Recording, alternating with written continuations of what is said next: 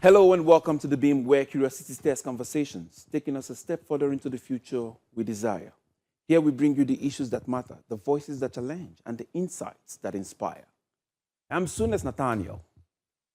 Last week on the program, we examined the rising concerns around one chance, kidnappings, and the future of mobility in Nigeria. We looked at how insecurity within the transport system is not only a safety challenge, but also a threat to economic activity and public trust. Here's what some of you had to say across social media.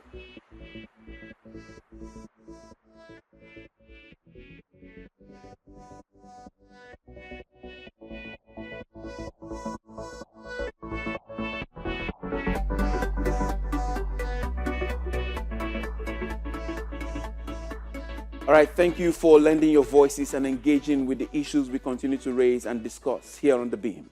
Today, we turn our attention to another critical sector, the healthcare. In any functioning state, healthcare is not just a privilege.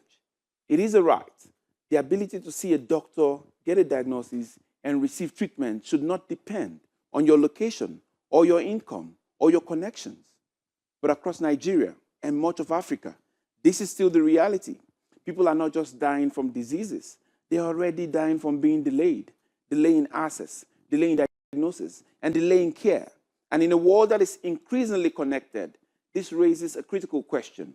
Why is the healthcare still so disconnected? But what if that could change? What if technology could break barriers, connect doctors across borders, and bring care closer to millions who have never had it? Today on The Beam, we're asking the question, can healthcare in Africa finally go from borders to a borderless situation?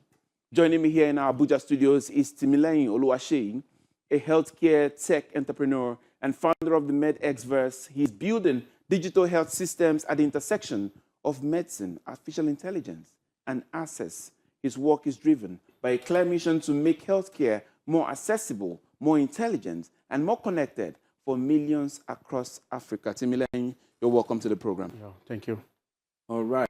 Healthcare is a very important part of our existence. Yeah, sure. And as such, the first question for me today would be, does Nigeria have a healthcare crisis? Absolutely, yes. Yes, Nigeria do have. So you believe that there is something that needs to be fixed within the healthcare system? Yes, sure. All right. If that be the case, then we must get into the whole thing that we've been talking about when it comes to borderless systems, healthcare across borders, and all the rest. So let's start by asking you again then, why does accessing healthcare in Nigeria still feel like a privilege and not a right? All right, so basically what happened is, let me say the government, one, number two, Nigerians generally also. The issue is not just the people.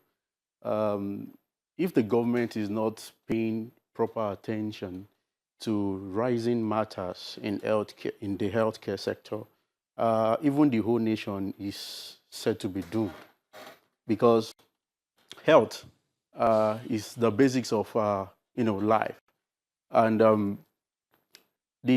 both the government and also the individuals generally have this issue, contributing to this issue. Number one is especially the government, which contribute to about 70 to 80% of the issue. I believe personally that most of the funds, budgets and all that should, many of those percentage of the funds should actually be going to the healthcare sector. Development of hospitals, investment in technology and applying those technology in the healthcare sector actually will help to improve quality of life. So basically the government and also the people are part of the issue. The people in the sense that today, in our current age, we still have people who take herbal concussion, consistently. And this has actually contributed to various amounts of cases, kidney failure cases. Let's then go into what if we say there is a crisis. Yes. Is the problem a funding problem, or is it a failure of system and leadership? And where do we go from where we are today? It's both, actually. It's both funding issue and at the same time, leadership. Leadership problem. Basically, one of the things that I've been thinking lately is if the government will actually really love Nigerians more, they will fund more of the healthcare sector.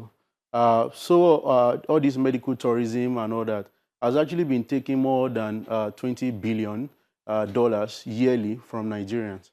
So it's because if the healthcare sector is well advanced and then there is appropriate funding, governments, hospitals are well equipped with appropriate standard equipment and all, people will not have any reason to travel outside the country. At the same time, doctors will not have any reason to also travel outside the country, relocate, not even just travel, like relocate. So this has actually caused a catastrophic issue among in the healthcare sector, basically. So it's a leadership problem in terms of we not having a regulated system that intersect the healthcare sector and also the people that connect people with health directly. So, for example, now in US, if you dial 911, immediately you get an ambulance that comes to you within less than 5 minutes. Okay, and in Nigeria, it doesn't work that way. So. And it's funny you say that because I did it poke a hole there. Yeah. How many minutes does it really take for an ambulance to get to me, in your own assessment? It depends on where you stay. Some people they don't even have ambulance in some places in Nigeria. So some places in Nigeria don't even have hospitals, and some places have private healthcare center, but they don't have equipment and all. Some healthcare centers have actually closed up because of lack of funding and leadership issues and all that. So all these things actually need to look into. Yeah, I think it's beginning to bother me because we are getting into a system in Nigeria where there's almost no middle class anymore. It's either you're rich or then you're poor. So if we're talking about funding and we're talking about leadership drive and the will to make sure these things happen, we are saying that there are certain people who, by the time they fall into the cadre of being poor, they would not have access to quality health care. Yes, as you can see, there is inflation in the country. The medication people usually buy 1,000 naira before is no more 1,000 naira. There was a time I was sick. I went to Lekki to purchase just anti-malaria medication, and I spent 18,700 naira purchasing anti-malaria medication, 18,700. And mind you, there was a time I spoke with a particular woman. Her salary was around 20,000 naira a month. And I was like, okay, so how can someone who earns 20,000 naira afford a medication of 18,700 naira? I mean, there is inflation, actually, and there is poverty in the country. Not everybody have this access to afford healthcare, and which is a big issue. Because healthcare is the right of every Nigerian. Having access to proper and quality health is the right of every Nigerian. And that's one of the reasons why, if there is a digitalized system that monitors every of these things, we will be able to know exactly the areas in Nigeria where there is a problem. And in terms of middle class, first class, low class, low-income earners and all that, I believe there was a time I was searching on social media and I discovered that there are some towns in this Nigeria that to get a doctor, they have to travel for like 2 hours to see a doctor. So it's a big issue. And why do we have that? Is because, for example, a doctor who is actually posted at a particular area or a town might actually not be getting a good amount of money. So the person might just decide to quit. So who will take over? Who will manage the place and all that? Then, in terms of improving the healthcare sector, there is something that we are not paying attention to. We are not paying attention to the fact that healthcare should not be like an option. It should be a necessity. Okay, a necessity, and I'm talking in terms of it is everybody's right. Should be the government concern to ensure that either you are rich or you are poor, you should still have access to quality healthcare. So, and there is no access to loans. Loans in such a way that if someone is sick, there should be a government agency that will be like where people can go to, or in every hospital where people can access to loans, to get access to health in case they have any form of, poverty, crisis and all that. I don't know, I'm really kind of feeling sad about it because we're talking over 200 million people. And from analysis, we are saying that at least well over 150 million of these people do not have access to real proper healthcare. That's what we're saying here. Yes. The percentage of people who are currently on dialysis in the past 5 years have actually increased. So And this comes from pressures, this comes from taking those herbs, this comes from no proper regulation when it comes to medical care. okay, let's look at this problem. Now, I'm sick, for example, and I went to an hospital. While they were about to attend to me, they told me that the costs of everything, before they even attend to me, I need to deposit like 100, 200,000. And let's say my salary is maybe 200K in a month. So if I deposit that money, how do I feed, transport, family pressure, a lot of things actually? I want to do data, buy airtime and all that. I mean, that salary is not enough. So some people go for alternative, system of treatment like ABBA medicine, ABBA concussions and all that. So you just go along the street, oh, this one cure typhoid, this one do this. There is a recent stuff lately that people say when you take a particular herbs, that it shrink fibroids and all that, it doesn't work. But because people want to have this belief that at least they are doing something to help themselves. Yes, to help themselves, because they could not actually afford the treatment. So the healthcare cost is actually increasing due to inflation. For example, and also I don't blame the private hospitals and all, because for example, you need funds to fuel generator, buy solar, do a lot of things. The materials and everything which will be used to actually care for someone also is actually increased. Also, they want to keep running because everybody needs to survive also. So, but because the cost is actually increasing, people are shifting into alternative way of prevention and treating themselves, which is very we have bad. been also saying that has to be regulated, Yes. the alternate medicines and all that. But let's go into access. In the real sense, access to medical care. Can digital platforms really connect a patient to a doctor anywhere across the continent? Is it possible, or are we just dreaming? Yeah, it's very possible. In this century we've seen doctors in UK operating patients in Malaysia, in US. We've seen doctors in different country operating another patient in another country. I mean, all these are possible. That's one of the reasons why we established a MedExVas. So basic thing is that the doctor is in his own space. The patient is in his or her own space also. So there is a platform where a patient can just sign up.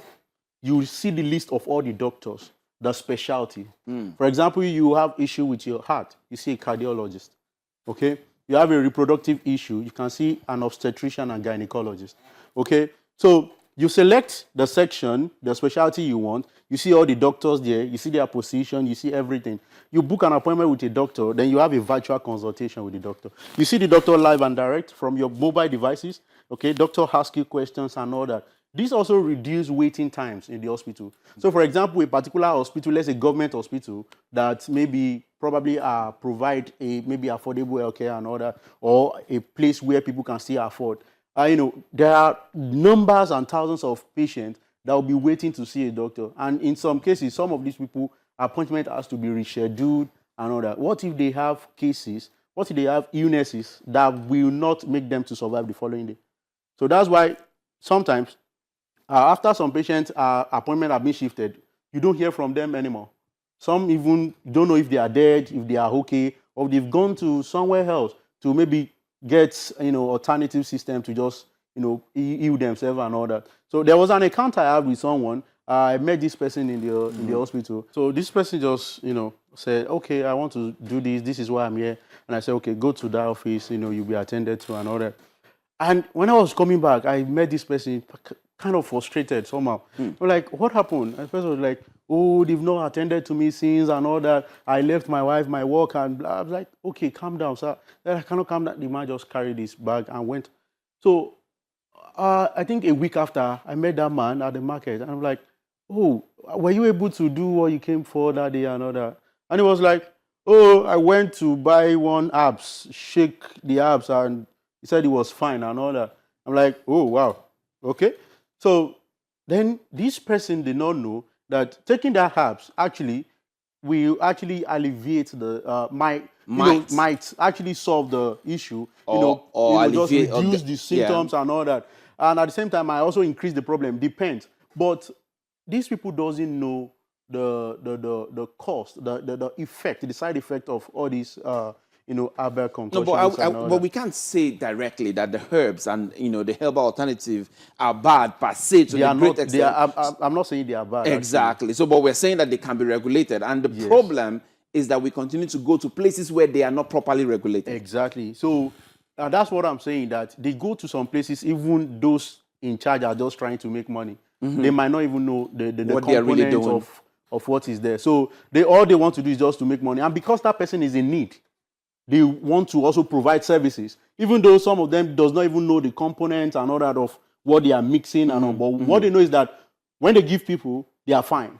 Okay, which is a big So sometimes issue. it can just be your mental faculty telling you you're doing well. Yes, it can just be some placebo effect or something of that nature. Exactly. So that's what really happens. And however, there are still some herbs that actually helps people, but not every of these standard herbs are actually out there. So most people purchase unregulated stuff. Okay, let's go to trust. And for instance, if somebody going to the Medicverse and says, hey, I'm talking to a doctor, have you guys worked it in such a way that the diagnosis given by the doctor can be taken by that patient to another doctor, and then they can really say, okay, let's go ahead and treat? Is it possible, or is that something that is still in the works? Okay, so every doctor's on Medicverse app is actually licensed and regulated by the MDC. I mean, you're a practitioner in your own right, becoming a full medical doctor, yes? Go ahead. So, but the basic issue lies in people having platform unregulated, but our platform is actually regulated, and everybody are being verified, licenses, everything being verified before they come on board. So when they make diagnosis, when they do anything on the app, is actually something 100% what we can say the patient should follow and all that. And our platform is actually on Play Store and Apple Store and all that. So people can download, check it out. We are HIPPA compliant, GDPR. We have the NDPR compliance. Every of the telemedicine compliance has actually been gotten and approved. So in terms of trust, data security, safe, everything is safe. So there can't be any form of cyber security theft or any form of stolen documents or data storage issues. Do you think that Nigerians in their own right are ready to trust digital systems that can connect me to doctors and, like you said, perform surgery using AI and all the rest? Do you think that we have that level of exposure on a general scale to be able to accept them right now? Do you think that's happening? Yes, actually. But Nigerians also need to understand that there is some education and awareness is very important. We've built ourselves, Africans generally, we've wired ourselves in such a way that we believed in foreign stuff. So, for example, if an app comes from maybe US and all that, and it's being marketed to people will want to embrace it more than an app built in Nigeria, because they feel like Nigerian-made product. Wow, how can these people be trusted and all that? And that's one reason why foreigners, the West, actually come to pick startups, invest in businesses and all that, still market the same business for the same people. Just a branding. So why can't the government fund the people and get the services across to all Nigerians? So it's a big issue. Nigerians need to be aware that the fact that there are real solutions out there. By people who are Nigerians. Exactly, and Africans. by Nigerians. Product made by Nigerians for Nigerians. We need to adopt our own made product. Because, for example, now, if a foreign doctor comes from maybe US, to treat, attending to someone, the person might be very, very calm.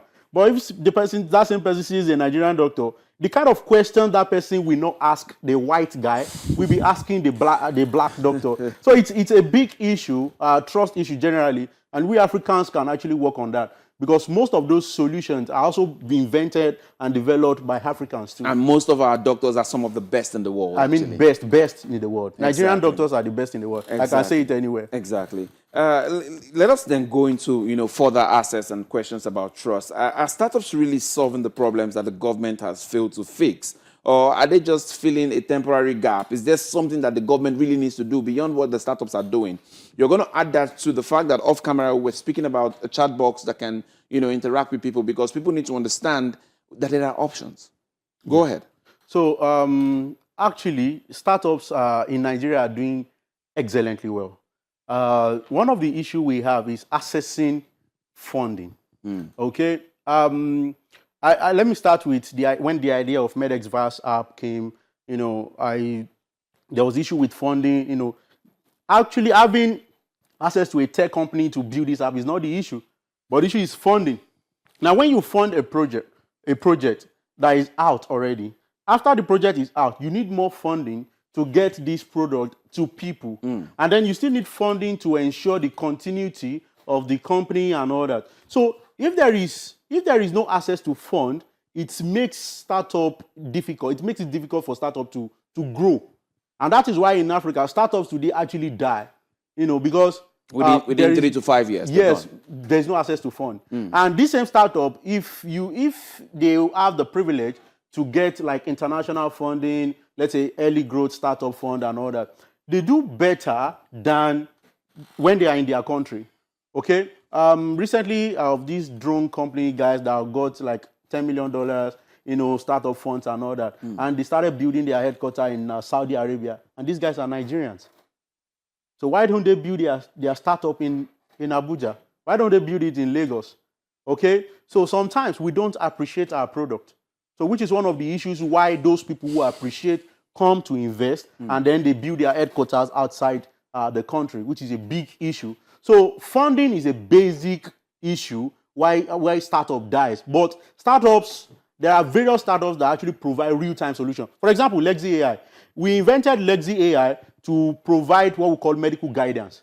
So, for example, now, when someone is sick, you don't need to be at home and be like, I'll be fine. What if you are not fine? So, just feed your symptoms to Lexi. Lexi will tell you if your problem requires immediate medical intervention. Okay? Lexi will also tell you, okay, for example, any nearby pharmacy around you, Lexi will bring suggestion.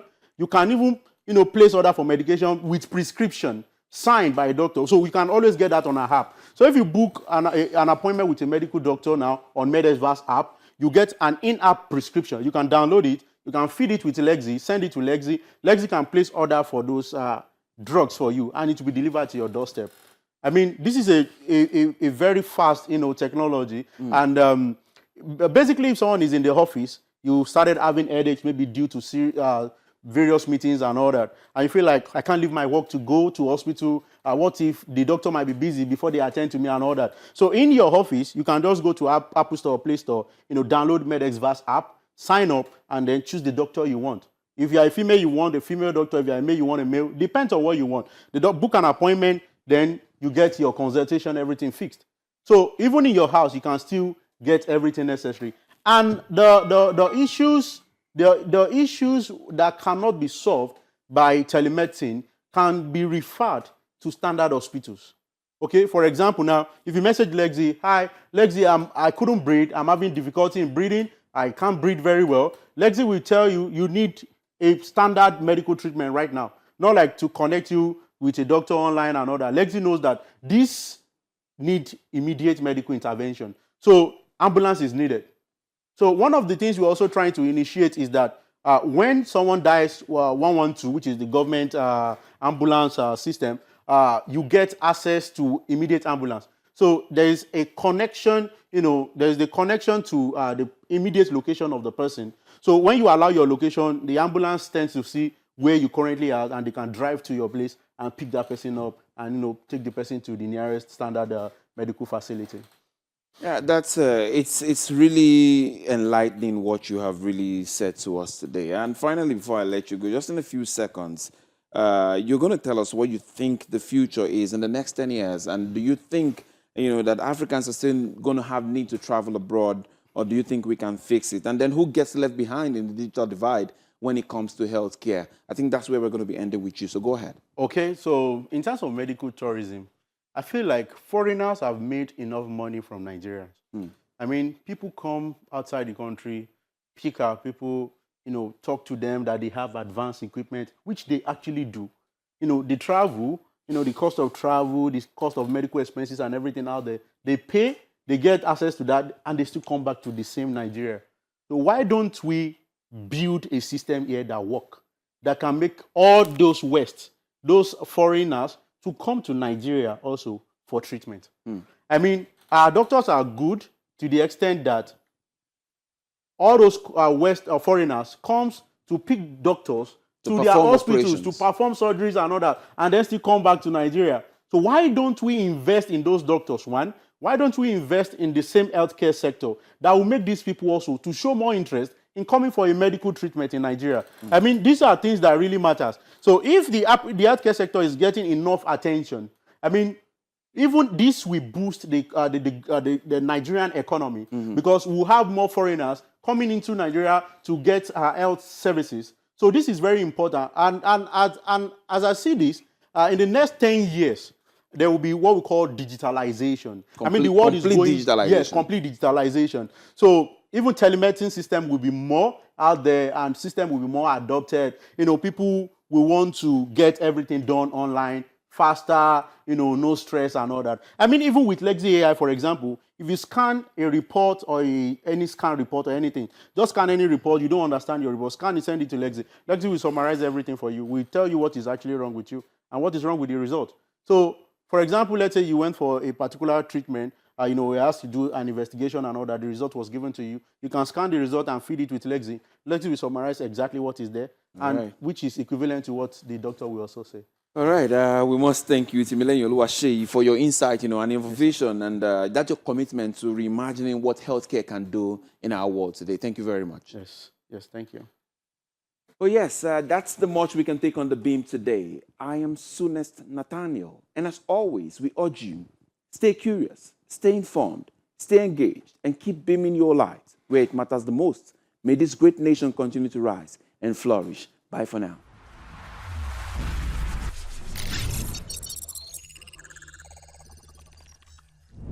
This week, we begin our countdown with a clip in which journalist and political analyst Laolu Akondi tells INEC chairman Amopitan that rigging out ADC will mean rigging out democracy in Nigeria.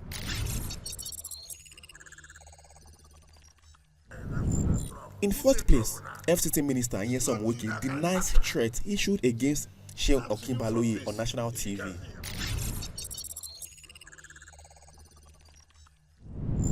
Coming third on our list, an ex-commissioner disagrees with INEC's decision to delist ADC's leadership, even as the build-up to 2027 elections heat up.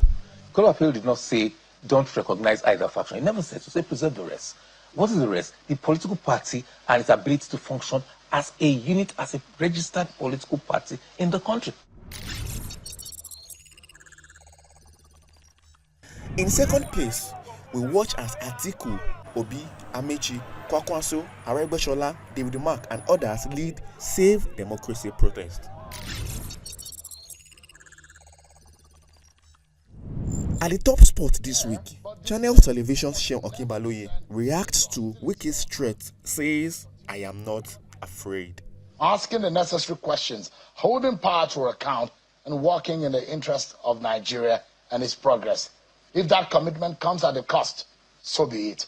Truth must endure. That's it on our countdown today. Join us next week for more.